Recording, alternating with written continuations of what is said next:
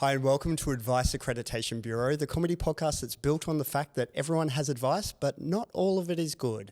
My name is Andy Prokopis, and today I'm joined by a writer, actor, comedian, all with exclamation points, a former host of Everybody Has a Secret podcast, and his 2026 comedy tour, Good Boy, is coming to a city or country near you. Please welcome Louis Hanson. I'm clapping for myself. Andy, you ate up that intro. Look, You ate that up. oh, thank you, mate. Thanks That's for having me. High praise from podcast royalty, such as yourself. Stop it. No, you're doing pretty well. This is a comfy chair. This is a great environment. I'm stoked. I'm stoked to be here. Yeah, it's great to have you here. You're here in Sydney promoting the show, I take it? I am. Yeah? Yeah, it's fun to have a little press tour moment. And it's like fun to just tell people that I'm doing press. Amazing. What are you doing? Oh, sorry, I can't talk right now. Press tour. Yep, sorry, press. Yeah. Yeah. But no, it's great. I just get to sit down and talk a bunch of shit and then occasionally plug the show, which I'm also excited about. So, I mean, I'm kind of cruising at the moment. Like the show's done, everything's locked in. Great. So now it's just time to sit back and relax. Yeah. Kind of. Sure. Sure. I had nachos for lunch like an hour and a half ago, and I was so close to getting a spicy marg. Oh. I was so close. But then I was like, pull your fucking head in. No. It's 1 p.m. on a Tuesday. Yeah, but also, like, spicy marg, is there ever a wrong time? True. Yeah. I wouldn't have minded. I'm half Mexican, so it's my mother's milk. Yeah, heaven, right? What's your poison of choice? Like, do you like spicy margs? No, so I'm a classic marg guy. I'll fuck with the spicy marg, but I prefer classic with not too much salt. Yeah, like I love salt, but just sometimes they can get a bit over enthusiastic. People can overdo the salt. Yeah. I might fuck with because I'm going to go to the air for the listener. I'm going to the airport, straight to the airport after this. Yep. And I mean, that's the best place to have a spicy mug or just like an airport beverage in general. Fuck, it's good. So, who are you flying, may I ask? This one is Virgin. Okay. Great. So, no. The reason I ask is because I actually think the Virgin Jetstar terminal is better than the Qantas one. 100%. And they have better coffee at the Virgin Jetstar terminal. I completely agree. Yep. So, and like, if I can be loyal to my Qantas where I can, I will. Yep. I flew up Qantas. Okay. And every single time I fly up Qantas, I forget how vastly different the terminals are, and I get really disappointed. you're not like a Qantas ambassador, are you? That I need to kind of redact No, it. but like I would love to be. Yeah, look, we both would. So. Yes. Yes. If we can get some Qantas deals, fuck, I'm happy. Especially in this day and age. Fuel prices. Fuel prices. Yeah, I think I just went with whatever was cheapest up and back. Yeah, great. Yeah. Yeah. But no, I can't complain. Yeah. I can't complain at all. Excellent. So the show's locked? It's all ready to go. Well, tell us about it. Okay. So it's going to be a multimedia production, which is like if you know me and you know my offering, that's my bread and butter. So lots of video, maybe perhaps some songs, original songs. Thank you. Lost my douche. Sorry? Lost my douche. Oh, whoa, you go back I to do my Lost research. My Douche. I do my research. Fuck. That's great. That's a deep cut. Yeah. So like, as you would know, I've been making songs For a long time. Yeah. Yeah. I think that one was like, what, 2018, 2019? Oh, yeah, it was pre-COVID. Damn. But yeah, definitely songs very akin to Lost My Douche. Yeah. And a whole PowerPoint presentation. But yeah, it's it kind of recounts the past 12 months of my life, what I've been up to lately.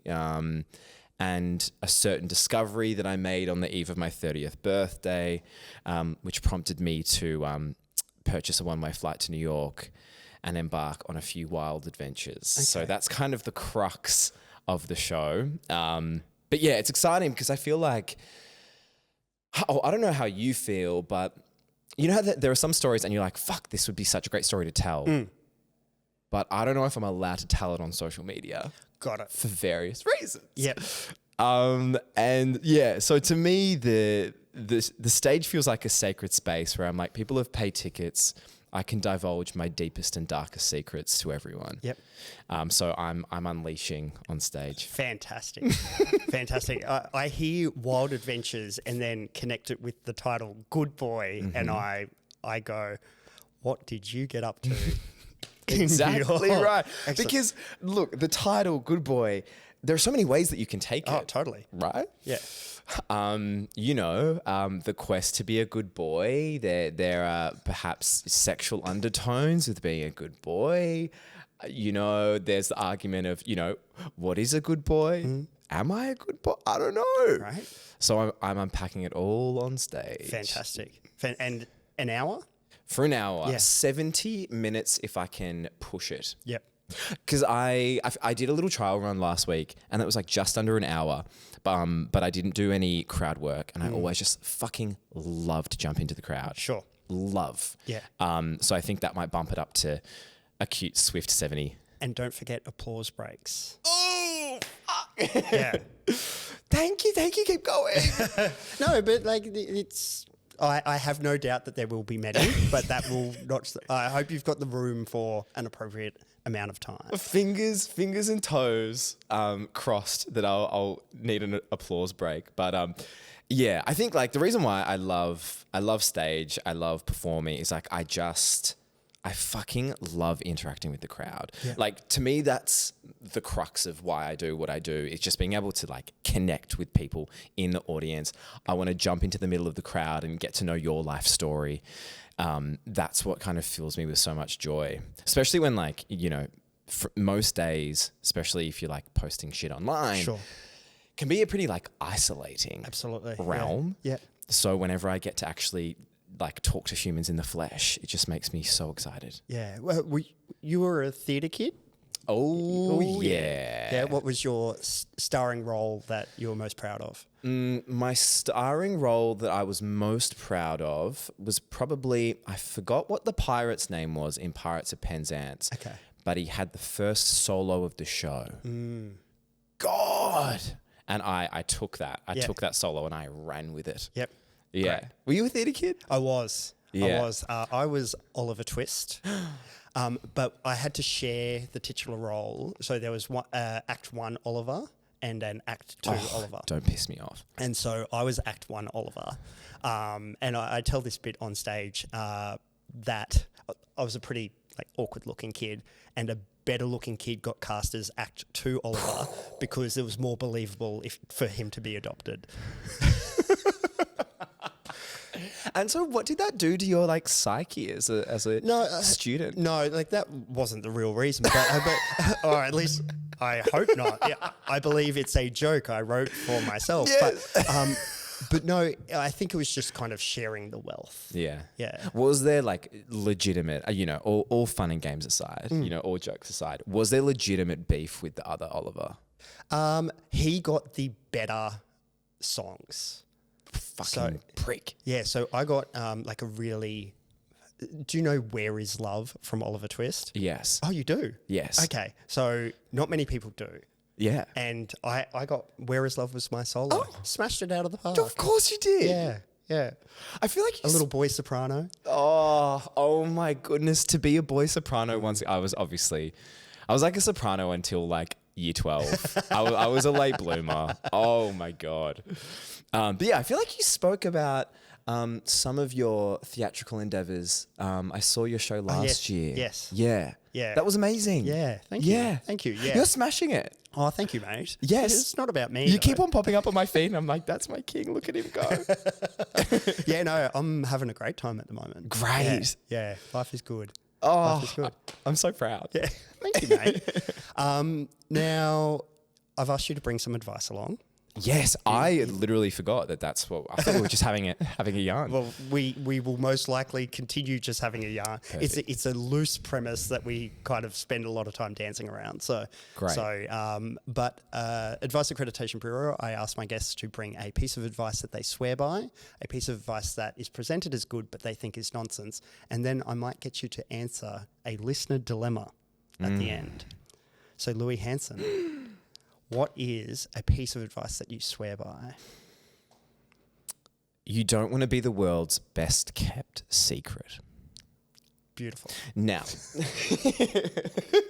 yeah, I know everyone watching at home, chills. This is a piece of advice that my dad gave me when I was young. And yeah, it just is kind of etched into my memory of like, Lou, you don't want to be the world's best kept secret. And that really stuck with me because it is quite profound from Dad. He doesn't fucking remember talking about this. Yeah, really? No, he always gives great advice. And then when I bring it up in hindsight, he's like, did I say that? I'm like, yeah, you did, Dad.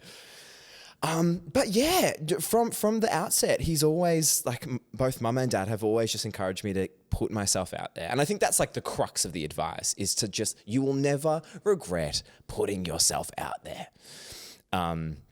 Because you don't want to be the world's best kept secret. You could have the biggest talent in the world, but if you don't put yourself out there, if you're not proactive about like taking the chance to really put yourself out there, then that talent essentially amounts to nothing. Yeah. Do you remember a specific instance where it came up, like your dad saying that to you? Were you holding back on something in particular? I think I was... It's a great question. I don't remember what specific moment brought up that advice, but I just think in general I was I still am, like I'm a very like introspective, introverted soul. But especially as a kid, I was like very creative, but I was very introspective and very shy. And so I think there were like various instances, be it like, I don't know, wanting to, I don't know, do ballet or like audition for like an acting agency or, you know, or audition to be that pirate in Pirates of Penzance. Various instances where I felt like I wanted to be creative, but I was, I think, holding myself back for fear of judgment, for fear, you know, being perceived as homosexual, fruity little boy. And yeah, so Mum and Dad would always just try their best to keep pushing me forth. But yeah, that advice, it stays with me to this day because I think, you know, in 2026 and in this career, there are so many moments where you have to just continue plugging away. You have to continue putting yourself out there to keep the doubts at bay. And you just have to keep going for it. It reminds me of another piece of advice. It's all kind of related. Great. Go for it. And I could completely butcher this, but this is a safe space, so let's roll with it. Totally. MVP. It's just us. It's just us. It's just us and our friends. MVP, minimal viable product. I don't know if you've heard of this. Okay, great. So if I've butchered it, you can tell me that I butchered it. But what I remember of it, or what I've taken away from this, is like, you could have two people, person A and person B. And person A is the most talented person on planet Earth. But they don't put themselves out there, or they don't release anything or produce anything. Person B, who is like significantly, bit brutal, but significantly less talented, but they still plug away and like put things out there. MVP is like minimal viable product. At the end of the day, person B is still going to be more successful because at least they fucking put something out there. Totally. And by putting something out there, you learn things. And for the next time you put something out there, it will be better and it will get better. And soon person B will overtake the skill set of person A just from continually plugging at it. Exactly. So and I always tell myself that, like, even if, I don't know, there's video or an article where I'm like, I don't know. I always just remember a minimal viable product, and also you don't want to be the world's best kept secret. Don't think, just post, just put it out there. It'll be fine. It'll be fine. So yeah, that's my advice. So you touched on being like quite introspective, shy. Do you still feel that as an adult? Like, would you say you're more naturally introverted than you are extroverted? Definitely. Yeah. Wow. Yeah.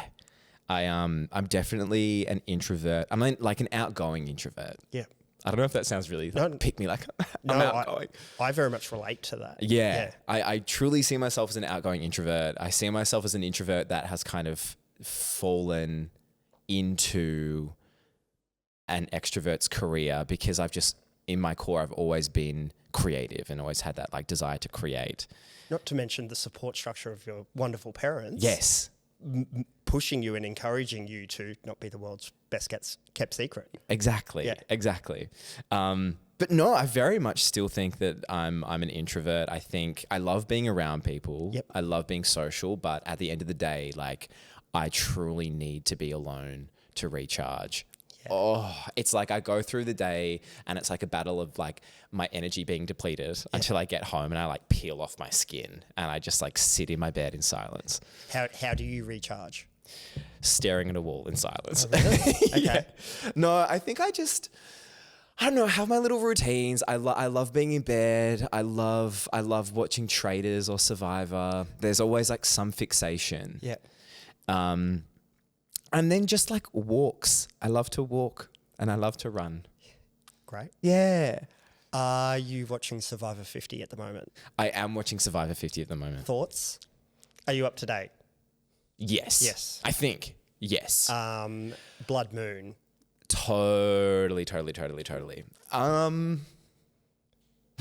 just to date the point that we're recording this, but Yes. Would you like to explain what the Blood Moon was? Yeah, no, that's very good point. So Survivor 50, it's a landmark season where a lot of past players have returned and they have left it up to the fans to decide some things. And so at the most recent tribal, the remaining castaways, contestants, were split into 3 groups where one person per group got sent home.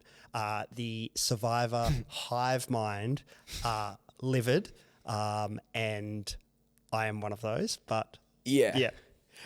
I think it's fun, perhaps, to eliminate 3 people in an episode. However, like, why are we splitting people into smaller groups? Yeah. Let's put, it was like 17 people together, 17, 18 people together. Yeah. They've merged them all together. Eliminate 3 people and like, let's watch 17 people fucking scramble and to see who out of the 3 are going to be eliminated. Yeah. Don't split people into smaller groups where it's easier to form like a 3-2 majority. Totally. Boring. So I thought that they should go to tribal and under the impression that only one person was going home, and then Jeff just goes, "We're going again," like on the Great. spot. That would have been amazing. Yeah, I don't know. I do miss the old days. Yeah. The old days. What do you define as the old days though? Up until when? The old days, I would say for me, because I started on season 16. Okay. And so to me, That's a great run. perfect. Yeah. I would say like 20 and below is like the old days. Yes. In my humblest Did opinions. you go back to? Yes. Oh, okay. Yep. Yes. I like went like 16 to like current day and then I went back. Yep. But would you go on Survivor? No, because I think probably 4 hours of not eating, I'd vote myself off. Yeah. You're fair. Yeah. Yeah. I would absolutely do Traitors. Absolutely do Traitors. Okay. But not Survivor. Okay. Yeah. You? Casting directors. Yeah. So Qantas sponsorship, Thank you. Traitors casting. Traders. Yeah, I would 100% do Survivor. Okay. Yeah, I mean, would I struggle with the sleeping conditions? Absolutely. Would I struggle with the lack of food? Absolutely. You're a challenge beast now. Like, look at you. You're jacked. I'm trying my best, Andy, next to you. Yeah. My CrossFit king. But yeah, I think I would love the challenges. And oh my God, yeah, I would absolutely struggle. But I feel like that would be like part of the fun of the show is me being like, fuck these conditions.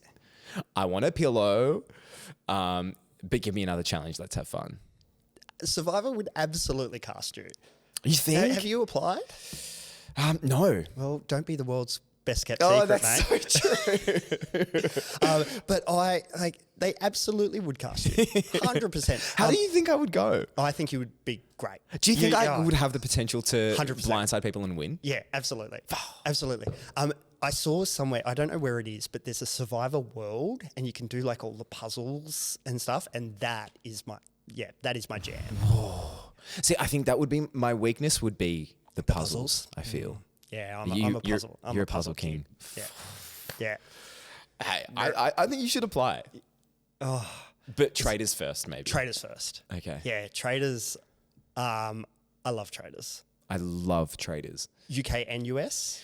I haven't watched US because Okay. I'm new. I'm new to the Traitors Got it. universe. And yeah, I only just started on UK this year. Celebrity. I am one away from the season finale of Celebrity Traitors UK. Okay. I'll say nothing. Okay. Yeah. Okay. Yeah, We'll but what a chat. I'll let you know What after I a watch. fun season. It's so fun. Yeah. So Alan Carr. Yeah, just wonderful. Heaven. Yeah. Because like the Australian Traitors is meant to come out soon, right? The celebrity one? Is it? Yeah. Okay. I think so. Do we know who's on it? My friend Tully. Okay. Tully Yep. Smythe. Yep. And I don't know anyone else. Okay. I wish them all love. I want to do Taskmaster. Oh, You'd be great on Taskmaster. Same. Yeah. I would love to do Yeah. Taskmaster. Okay, so Come Taskmaster. on, people need to hire us for these shows. Yeah. I'd have so much looks fun. Yeah. Yeah. I want to go back to your dad's advice because I'm a huge fan of good dad representation. I love my dad so much, and he's just such a wonderful man. And mums are great, and my mum is great. My stepmom is wonderful as well. But I just feel that dads of gay kids, particularly, being so supportive and encouraging of them to be their creative flair, etc. That needs to be spoken more about. 100%. Like the cutie pie dads of the world. Yeah. Oh, cutie pie dad representation. Yeah. It's out there. Yeah. Yeah. And I feel equally as blessed to have a father like mine and like ours. Yeah. Yeah, he's just always been like such a calming, gentle presence in my life. And I think that's just kind of like the love that I've grown up with is just like a gentle, supporting environment, which is like really, really sweet. And like another piece of advice that I always say that Dad said, which he doesn't remember. When he first met my mum, he said to Mum, you have to have 3 hugs a day. I feel like, I don't know if I've spoken about this before, sue me. But yeah, he when he met Mum, he was like, you have to have 3 hugs a day. 3 good hugs. And I thought that was beautiful as well. It's very emblematic of, how warm and caring he is. That's beautiful. Yeah. That's it. I love all of this advice. I'm glad he doesn't remember it because my goal is to eventually release a coffee table book of all of the good advice. But it sounds like your dad's got one ready to go. He just doesn't remember it. No, he doesn't remember the good work he does out there. He's a beacon of wisdom. Yeah. And like my parents, when I first came out to them at 19, they I think like a week later, they sat me down and they were like, Lou, I was still living at home and I had a single bed, and they were like, Lou, we want to get you a like a queen or like king bed, just so that you know that you can bring boys back to the house. Yeah. Awesome. Yeah. They're beautiful. I feel so fortunate and lucky to have I hope you got the king. Yeah, I think I did. I think maybe I like fucked around with a double or a queen or something. Yeah. Yeah. But Yeah. I definitely took them up on that offer. I said, let's go. Yeah, so as soon as I move into my forever home, I'm getting a king. I'll probably get it beforehand. But whilst renting in Sydney, particularly in Surrey Hills, where everything is like this narrow, I would have to forfeit bedside tables for a king. So you're currently in Surrey Hills? Yeah, currently in Surrey Hills, but with a queen. Great. Yeah. I miss Surrey Hills. I lived in Surrey Hills. Did you? Yes. Whereabouts? On Belvoir Street? Oh, yeah. Yeah. Yeah. Belvoir great. Street. I lived in Sydney for like 5 years, but I always jumped around like Newtown, Glebe, Surrey Hills. Yeah. But Melbourne's home. Melbourne's you grew home. up in Melbourne, yeah. Melbourne's home. I'm this little press tour trip though has just kind of reinvigorated my love for Sydney. I don't know. I think maybe I'd come back. I would come back if it wasn't for my nieces being in Melbourne. Yeah. You know? Yeah. I try to see them. I do see them at least like once a week. Yeah. And I just don't think they'd forgive me if I moved away. Yeah.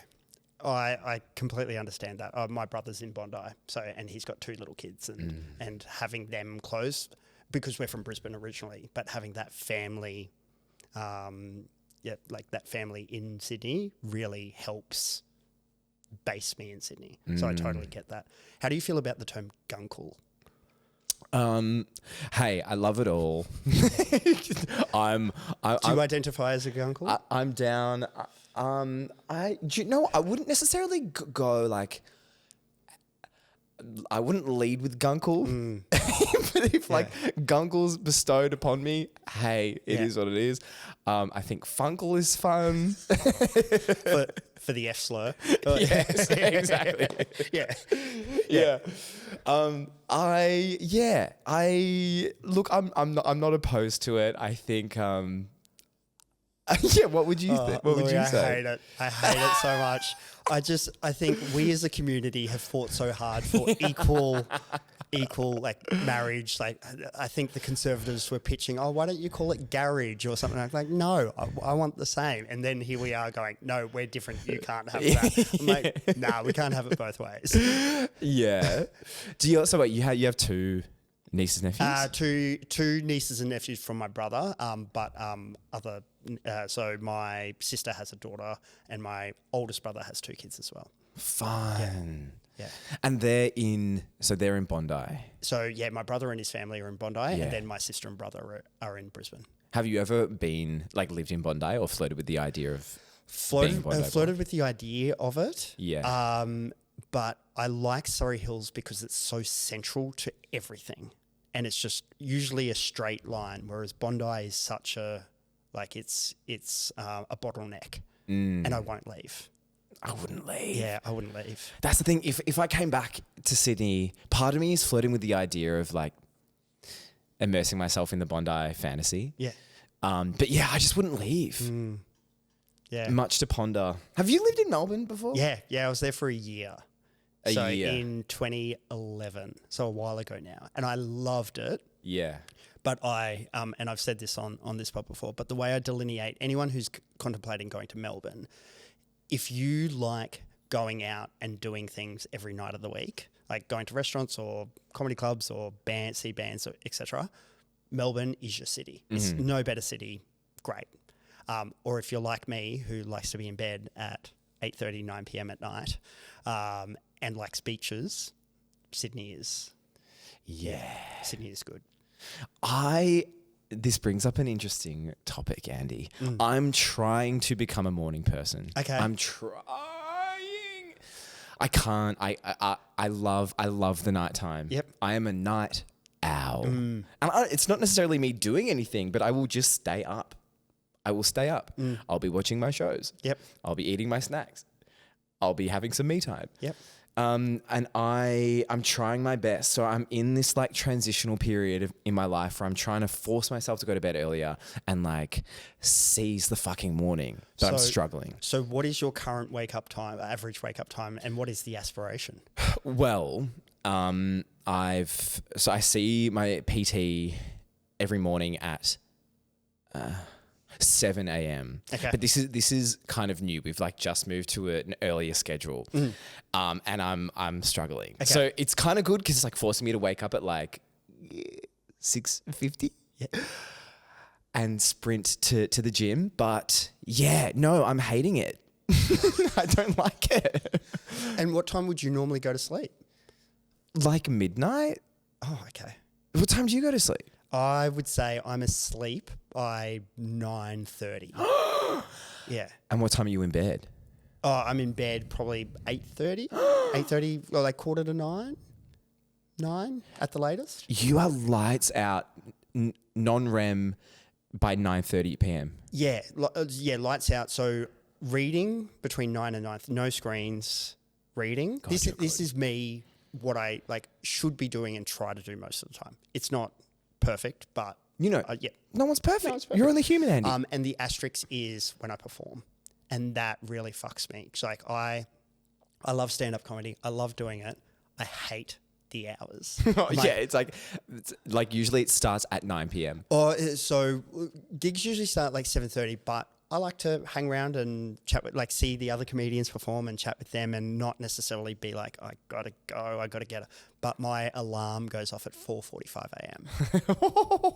But I'm fully functional and operational, and daylight saving has just kicked in. So now I'm like, I've been awake this morning since 3:45. Oh my actual God. Yeah. So, but Do you nap? yeah, most days. I love a nap. I love a nap. Yeah. Yeah. Yes, I'm a big fan of a nap. How long and where is the ideal nap for you? Thank you so much for asking. It's probably midday Okay. or 1 p.m. It is in my bed. It is Under the covers? under the covers, under every single layer, under every single pillow, lights out, nocturnal, deep sleep. Yep. Yeah. Life For is how long? tiring. For how long? Like, if I can get away with it, like an hour. Okay. Yeah. Yeah. I love sleeping. Yeah. I love it. Sleeping is great. Would you do like a little power nap instead? I would, my ideal nap is somewhere between the 35-45 minute mark.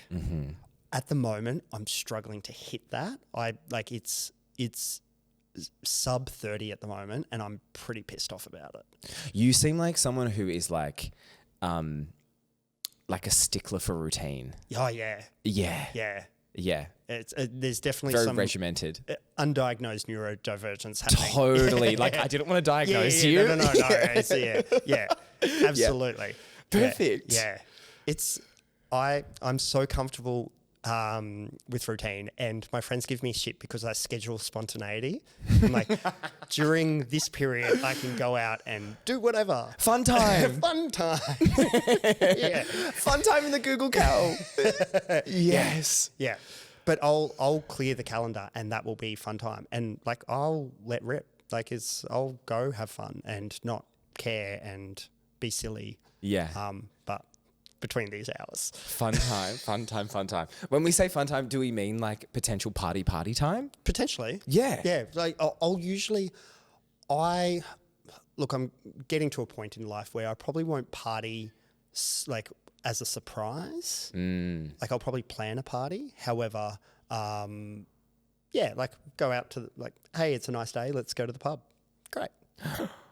Fuck, I do love a Sydney pub. Yeah. On a sunny day. Oh, God, it's good. Yeah. Are you a beer drinker? I'm celiac. So, Yes. fuck. I'm wheat and lactose intolerant, but I still can get away with maybe 2 or 3 beers. Okay. Yeah. And then any more than that, I feel gross. Yeah. Yeah. Fair. Yeah. Fair. No, I haven't consumed a beer since I found out I was celiac when I was 19, which is actually like the same time period that I came out. There was lots of discoveries about me. Yes. Yeah. Yeah. Gay, no gluten. Perfect. Great. But you know what? I never really was much of a beer drinker prior to that. So it was kind of like, rats. Yeah. Can't drink beer. Other than a spicy marg, what's your go-to?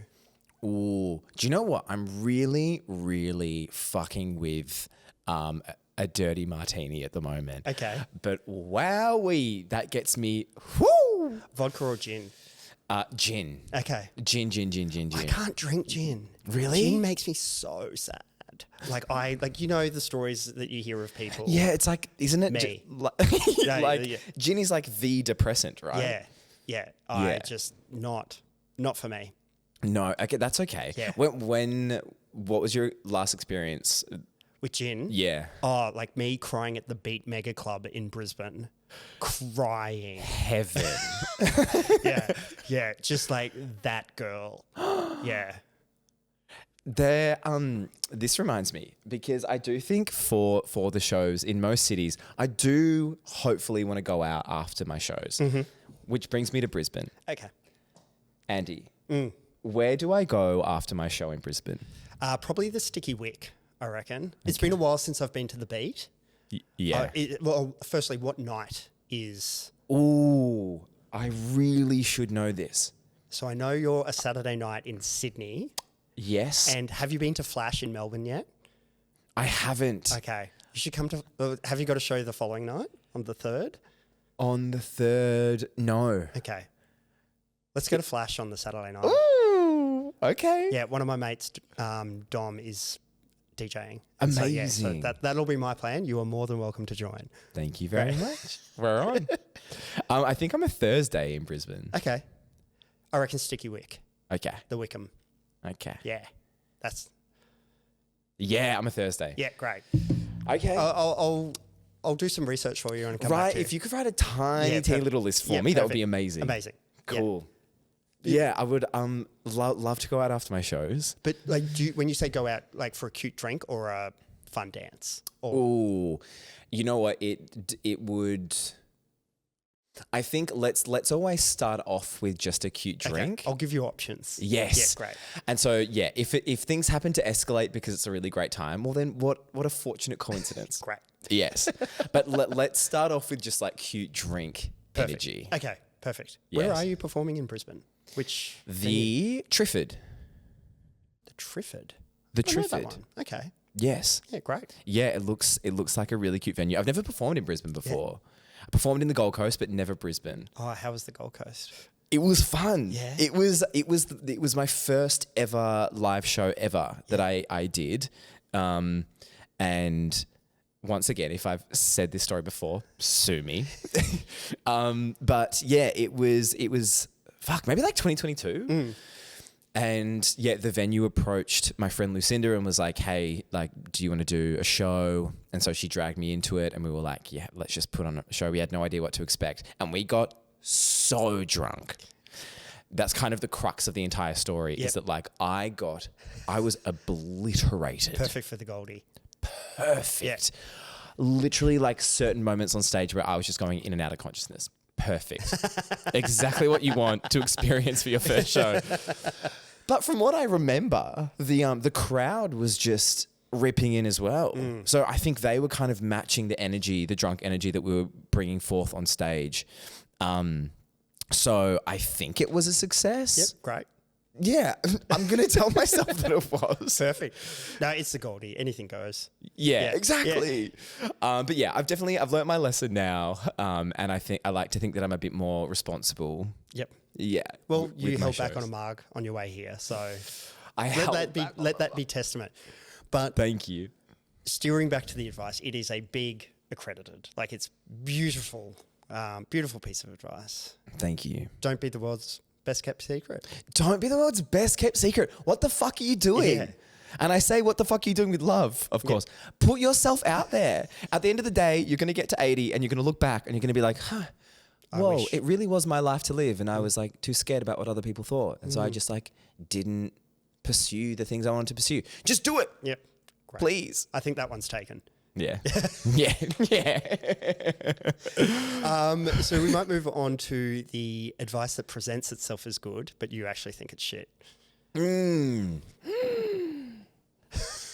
Great. So the advice that I would like to discuss is a piece of advice that I think we have all heard in our lives. Nothing good happens after 2 a.m. Right.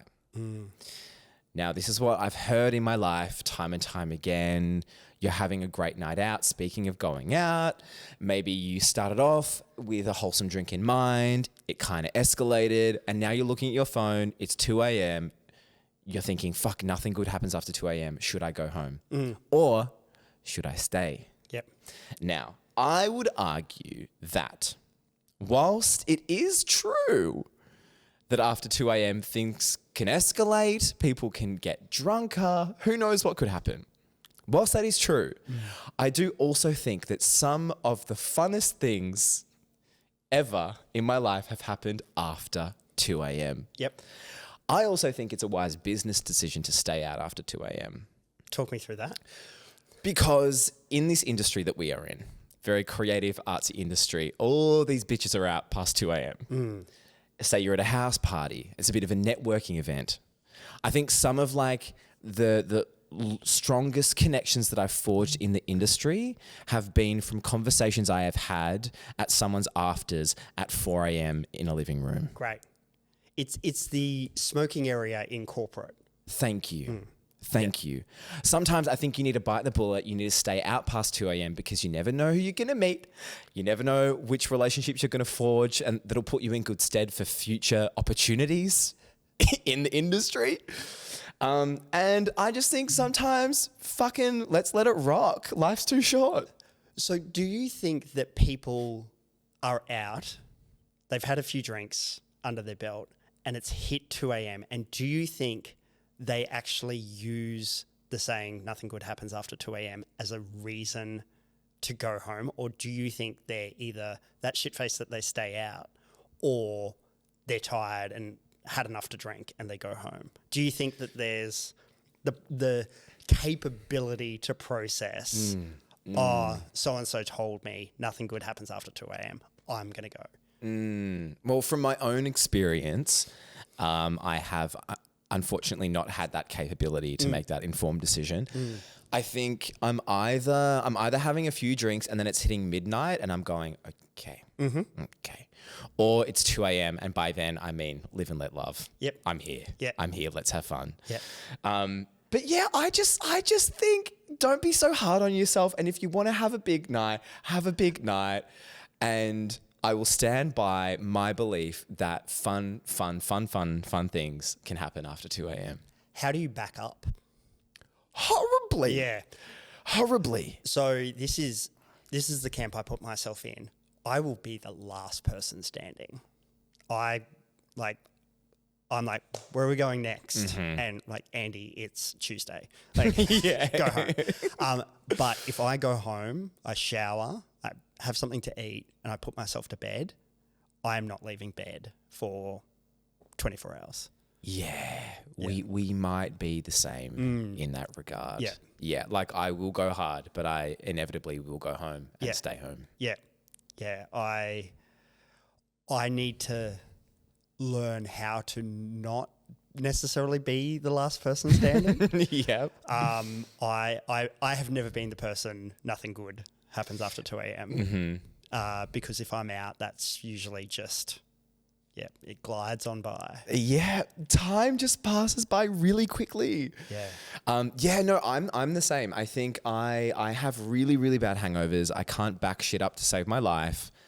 I could have 3 Sauvignon Blancs and wake up the next morning feeling deathly. I will not leave my bed and I will complain about it from start to finish. So my friends have started really getting into day parties. And they're like, if we start earlier, we'll finish earlier. Like, no, I'll just go longer. Yes, exactly. This is a terrible idea. And also, like, darkness is my friend. I much prefer to, like, get silly at night. Yeah. Yeah. Oh, like a gorgeous sunset. Sure. Take me to the darkness. Great. Exactly. Yeah. Exactly. Yeah. But I've like honestly been on the straight and narrow as of late. I've tried to hibernate. I've tried to like lock myself away in preparation for the shows. But oh my God, if anything, I think it's just made me more excited for the day that I can unite with the dance floor once more. Yep. So Past 2 a.m. what is the show run? You're about to start in Melbourne. Yes. And then Brisbane, Sydney? Yes. Melbourne, then Brisbane, then Sydney, then Canberra. And then mid-June, I go over and I do a couple shows in London, Bristol, Manchester, and then we finish in Amsterdam. Amazing. Which is going to be so fun. Are you doing Amsterdam Pride?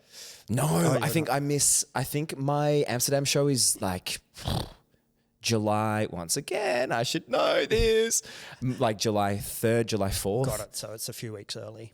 Yeah. I did do Amsterdam Pride in 2024. Yeah, okay. Yeah, have you done No, it? I haven't done Amsterdam Pride. I actually don't think I've travelled for a Pride before. When I lived in London, I did Brighton Pride. That was a lot of fun. Yeah. Fun. Yeah. It was nowhere near the size that it is now. Yeah. But it was great. I wonder if I'm going over there at the same time as other Prides. You absolutely are. I feel like it's like the Pride season. I would say you'd be around like the Spanish Pride, so either Madrid Pride or Madrid Pride. Less. Yeah. Say less. I definitely think it's around that time. Oh my goodness. I could see myself We've lost Louis. with a gorgeous Spanish man. You've taken me to the streets of Madrid. Woo! It's great. Oh, excellent. No, I absolutely think everything fun happens after 2 Yeah, good. I wasn't sure how it was going to be received. No, because I know you like to go to bed at 9 p.m. So I was like, on a weeknight. on a school night, weeknight. Yeah. There are two walls within me. Oh, there always are. Yeah. There always are. I just think, team, we shouldn't be locking ourselves away from like fear of what could happen after 2 a.m. because sometimes you just have to go along with the journey and see what life throws at you. You need to expand the surface area for luck to find you. Exactly. And it's not going to find you at home, in bed. Find that bottle of poppers, take a whiff. And just rip in. And just rip the fuck in. So I have only recently learned, I'm trying to think what it was actually called, but a mate of mine, he got this like puffy face for unknown reasons. And it's happened to him, like I've, one of my dear mates, and it's happened to him quite a number of times over the years, just sporadically. And it happened to him recently, and he's now married, and his husband went, oh yeah, you've got Popper's rash, or like there's an actual name for it. And it's certain types of poppers, like he was on the dance floor, accepted poppers from a stranger. There's certain types of poppers that can make like your... Oh. Yeah, so cautionary tale. Cautionary tale? Yeah. Jeez. Yeah, so it's like the... Which do you know which one he's allergic it's to? It's like the platinum ones, like the hardcore. The black one? Yeah. Oh, I don't know. Like, so Jungle Juice normal, I think is fine. But when you get into the platinums and like the hardcore, heavy duty ones, I think it's those ones. Great. Yeah. What about a future episode where I come back here and we line up every iteration of poppers in a row, and then we just smell test. And then see what happens. Perfect. I've done poppers on stage before. Yeah. Great. Yeah, a gay comedy night. How was that? Look, I didn't need to do it. One never needs to do poppers. Yeah. But it was pretty special. Did you inhale at the start of your set or at the end? It was mid-set. Brave. Yeah. Yeah, great. It was mid-set. Yeah. And is there footage of that online somewhere? No, there isn't. No. Or not that I know of, but I was like, a bit giddy at the time. So there could be, but I haven't been tagged. Great. Asked to collab. I was filming as part of, not to give too much away, but as part of one of the videos in the show, there is a cutaway to me doing poppers. And once again, like I didn't need to, I could have acted. Sure. But I went on set, and I like to think that I'm a professional. And so each take I was just sniffing poppers. Authenticity is important. Yeah. At 11 a.m. on a Tuesday. It's the perfect time for poppers. I'm dedicated to my art. So I've started taking out the Vicks menthol sticks. And so instead of, because I get a really bad headache from poppers. And so I'm like, poppers is a necessity, as in the bedroom, poppers allowed. Anywhere else, you don't need to be doing it. And so I've taken a menthol, like Vicks menthol stick, that if I'm on a dance floor and I'm a little bit messy and I have the urge, or I see people passing the poppers around, I'll get the menthol stick. Okay. And I'll simulate. Yeah, it's Perfect. like my nicotine. Your nicotine version. patch Yeah, for energy. Poppers. Yeah. That's great. I recommend. Because and I feel better for it. I was going to, no, I think that's great. I think that's very valiant. I think I very much enjoy that. Yeah. I was going to say, I love the feeling of community when you're on a dance floor, especially with strangers. Totally.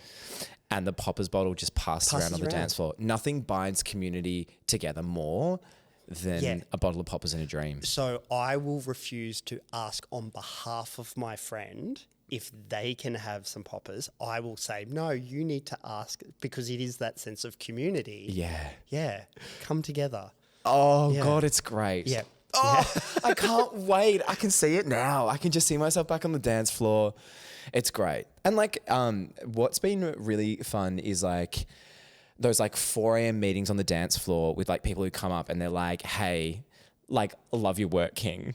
and I'm like, my people, of course I'd see you on the dance floor. So that's starting to happen to me at the moment. And yeah, it happened one time at Lady Gaga. And like, Yes, I it think did. my face was upside down and someone came up to me and went, oh, like, absolutely, I think you're hilarious. Oh, like, I love your jokes, blah, blah, blah. And I'm like, Did you get in your head? yeah, no, I'm like, pull it together. Oh, thank you so much. And yeah, I held a conversation, or at least I think I did. Yeah. Oh, I love it. Yeah. Those encounters are the best. They are indeed. We may move on to a listener dilemma. Perfect. This is from Michael. Hello, Michael. I want to share my location with my girlfriend so she can see where I am for logistics, when I'll be home from work, dinner plans, shopping and errands on weekends, etc. The issue is she's pushing back hard, and the more she does, the more dubious I'm becoming. Am I crazy for letting this send me into a trust spiral?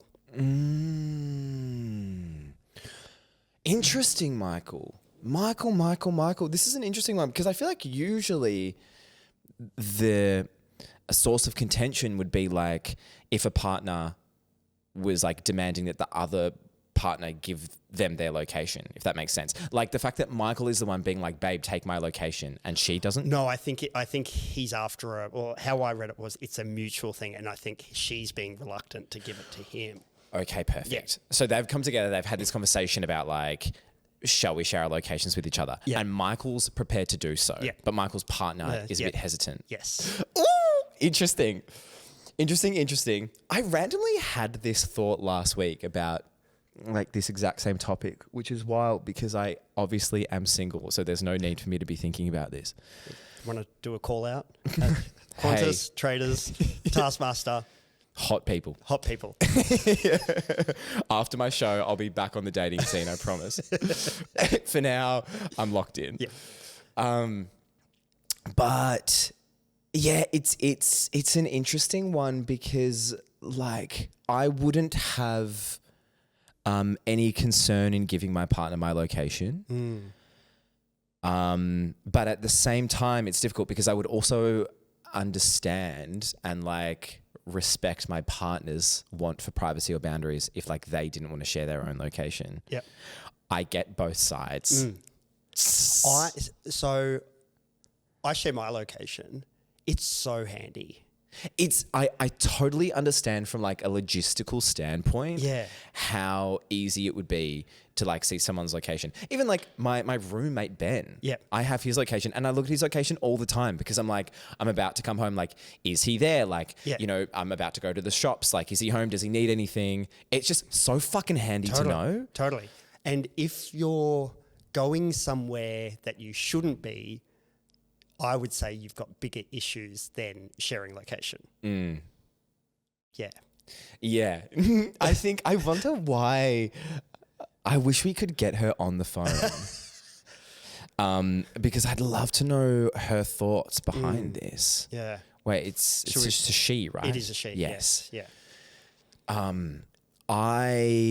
Look, I think it's fine. I think it's fine to share your locations with each other.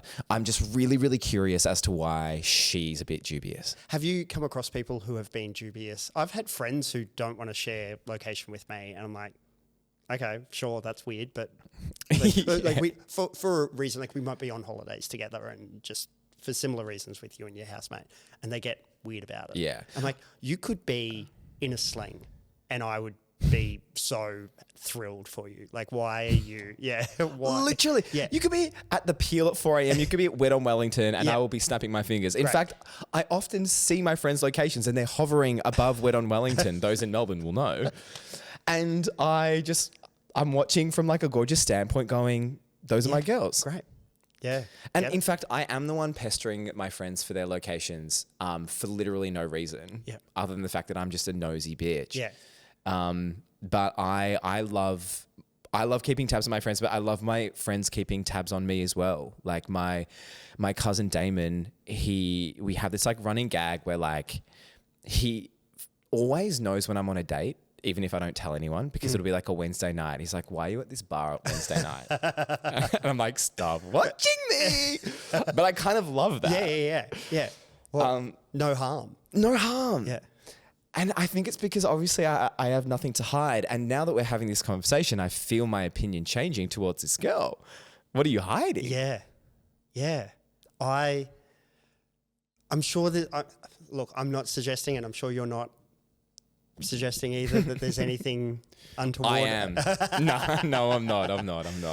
But people can be really funny about it. And yeah, look, you raise a valid point. It would be great to get her on the phone, but I don't know whether she knows that Michael has written in. So let's not stitch him up further.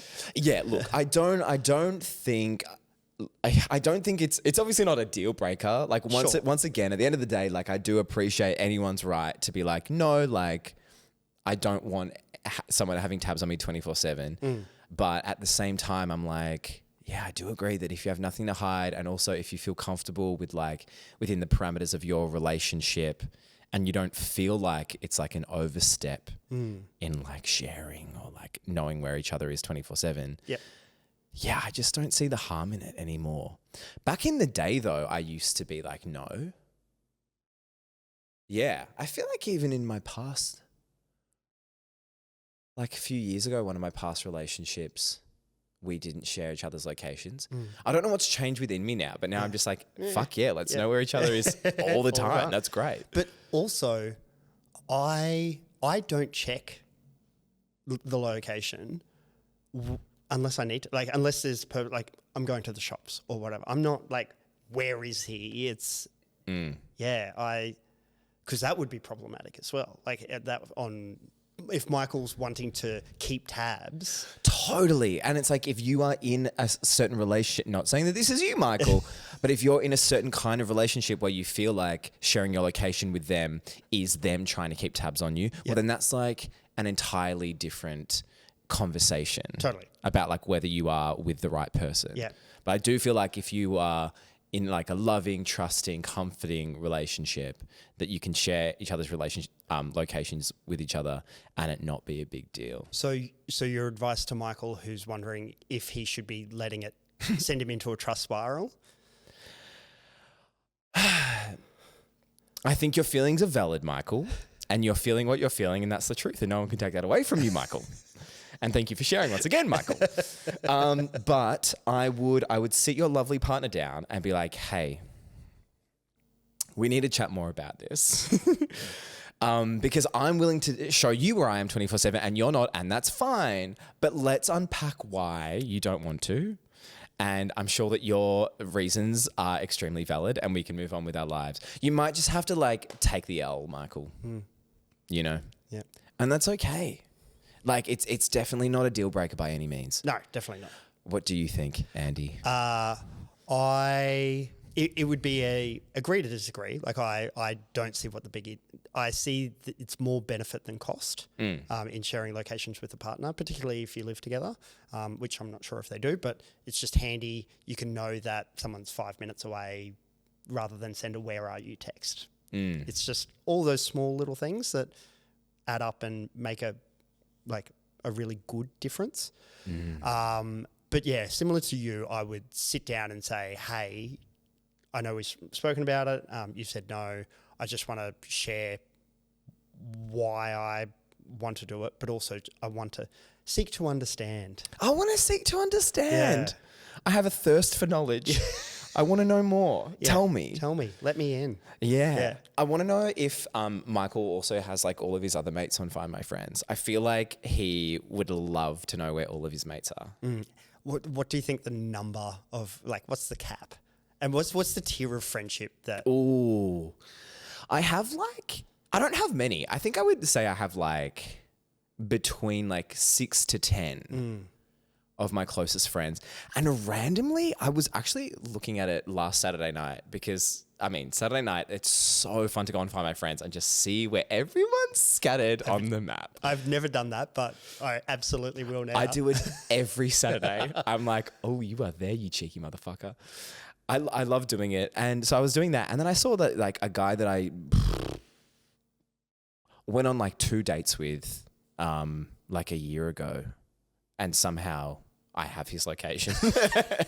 So there was like a couple of surprises there on Saturday night. I was like, okay, you're there. Yeah. Great to know, King. I hope you're well. But aside from that, I like to keep it intimate. Was that floating above Wet on Wellington? It was in the vicinity. The Peel. Right. Yeah. How many do you have? I reckon I've got about 8. Yeah. Yeah. So I famously have 6 best friends. Famously. Yeah. I refer to my 6 best friends, and it drives a lot of people nuts because some people believe that you can have one best friend. I'm like, no, I've got 6. Anyway, I think I've got, if not all, most of them. Yeah. Has any of the 6 ever been a little bit Yes. apprehensive about the location sharing? Yes. One I don't have. Yeah. Do you want to name and shame them into the camera right Absolutely now? not. Okay. Yeah, because he Can listens. I do it for you? Absolutely not. Okay. Yeah, no, I would probably get it. I would be. He is playing the role of Michael's girlfriend. Okay, and, perfect. I would be Michael. Yeah. Although I do feel like you're Abby Lee Miller at the moment on Dance Mums with the hierarchy of like kids of the week, and that one best friend is not giving their location, bottom of the hierarchy. No, he provides in other ways. Okay. He is a good egg. No, that's good. And Michael, let us know how it goes. I wish nothing but the best for you, and I wish nothing but a healthy relationship for you and yours in the future. Perfect. So I know we've touched on it a bit during the pod, but Louis, tell us where people can find you and about Good Boy. You can find me, I think, if you type Louis Hanson somewhere, wherever you want to do that. I think hopefully I should pop up if the algorithm gods are in my favor. Yes, Good Boy. It starts next week. Wait, no. Timelines when this goes live. You know what, friends? I'm going to Melbourne. I'm playing in Melbourne soon. Or maybe when this is out, I've already played in Melbourne and you missed out. Sorry. That's life. But Sydney, Melbourne, Brisbane, Sydney, Canberra in April and May, and then overseas in June. It's kind of all I've been putting my effort into over the past 6 months, and I'm so proud of it. But above all else, I am just so excited to meet everyone. Yeah. Can't wait to see it. Before we wrap up, I have one very, very specific question. Perfect. How are you? This is a welfare check. How are you since Nicki Minaj's cancellation of not being able to listen to Starships in Canon D? Oh, my goodness. In most instances, perhaps I would not separate the artist from the art. But in order to listen to Starships in Canon D, I need to separate artist from art, because that shit is a banger and I cannot be apart from it. Yeah, it's pretty special. It's pretty special. Yeah. Fuck, you really have done your research. I specifically wanted to ask you that question, and I Wow. almost wrapped up without. That was 6 years ago. Yeah. Everyone, please, separate the art from artists. Check out Starships in Canada. It's on YouTube. It's fantastic. Louis Hanson, thank you very much for joining us in the Bureau. Andy, thank you for knowing the law and being an incredible host. Thank you for having me. Can't wait to party on the 2nd of May in Sydney. Wow, we're on, baby. After 2 a.m., good things happen.